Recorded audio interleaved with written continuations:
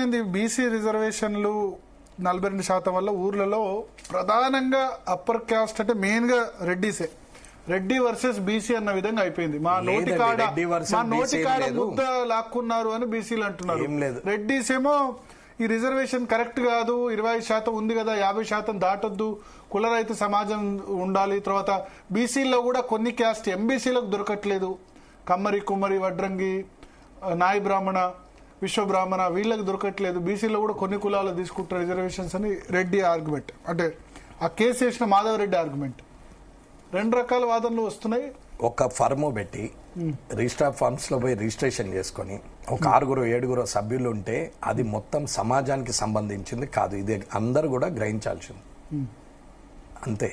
So ఇప్పుడు ఉంది, this is the firm, media coordination, media firm ఇది. It is not public property. ఇది public convey చేస్తుండడానికి ఉంది కానీ పబ్లిక్ ను పోయి సర్వీస్ చేయడానికి పెట్టలేదు. ఇది this is not society, this is not trust. అలాగే వీళ్ళందరూ కూడా ఏ సంఘం అన్నా కానివ్వండి, ఏ సంఘం అనేది కానివ్వండి, అది ఫార్వర్డ్ క్లాసులనా, బ్యాక్వర్డ్ క్లాసులనా, లేకుంటే షెడ్యూల్ క్లాసులనా, లేకుంటే ట్రైబల్స్నా అనేది నేను అనట్లేదు. ఏ సంఘమైనా ఏదైతే కులం మొత్తానికి రిప్రజెంటేటివ్ కాదు, ఆ కులానికి ఏం చేసిరో ఒక్కసారి బహిర్గతం చేయమనండి. సో రెడ్డి జాగృతి కరెక్ట్ కాదు, బీసీ జేఏసీ కరెక్ట్, ఎవరన్నా కానీ ఆ కులానికి ఏం చేసిరో చెప్పమని చెప్పండి. కులంలో అవేర్నెస్ ఏం తెచ్చారు? కులాల భవనాలు కట్టారు కదా ఇప్పుడు కేసీఆర్ ఇచ్చిన చాలా చోట్ల. ఎక్కడ చూడండి, ఆత్మగౌరవం ఎవరి కోసం అది? ఎవరికి?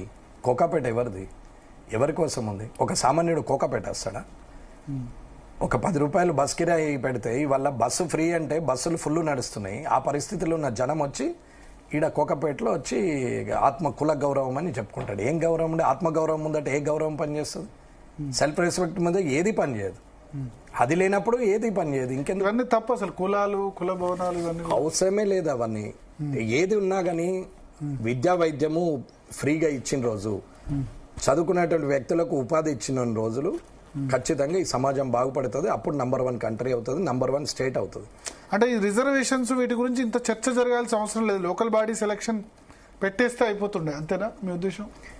ఒకసారి గ్రామాల్లో పోతే 200 స్ట్రీట్ లైట్లు ఉంటే అందులో 100 స్ట్రీట్ లైట్లు పనిచేస్తాను లేవు, చీకటి అయిపోయినాయి.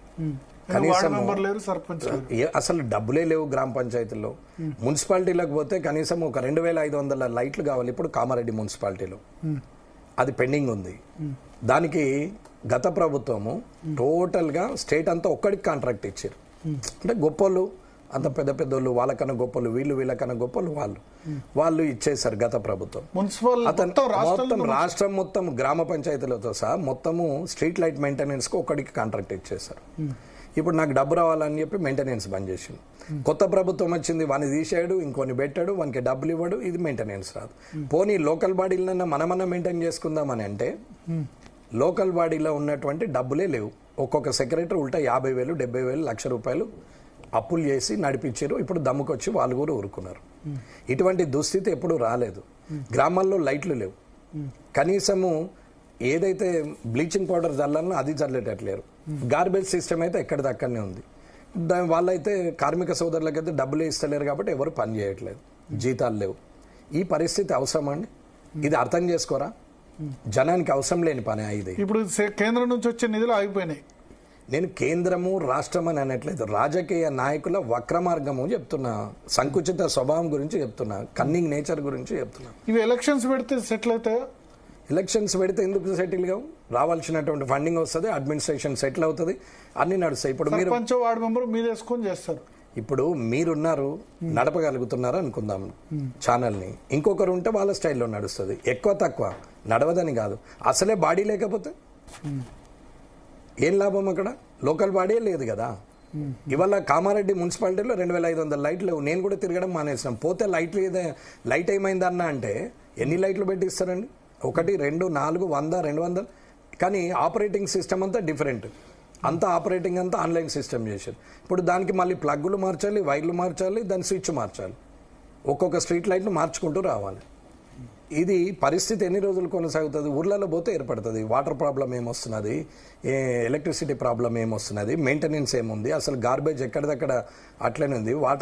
గార్బేజ్ వాటర్ ఎటు వెళ్తున్నాయి, అసలు డ్రైనేజ్ సిస్టమ్ ఉందా, రోడ్డు వ్యవస్థ సరిగా ఉందా లేదా తెలుస్తుంది. ఏమీ మెయింటెనెన్స్ లేదు, ఇబ్బంది అయిపోతున్నది. మెయింటెనెన్స్ లేనప్పుడు ఏమవుతుంది?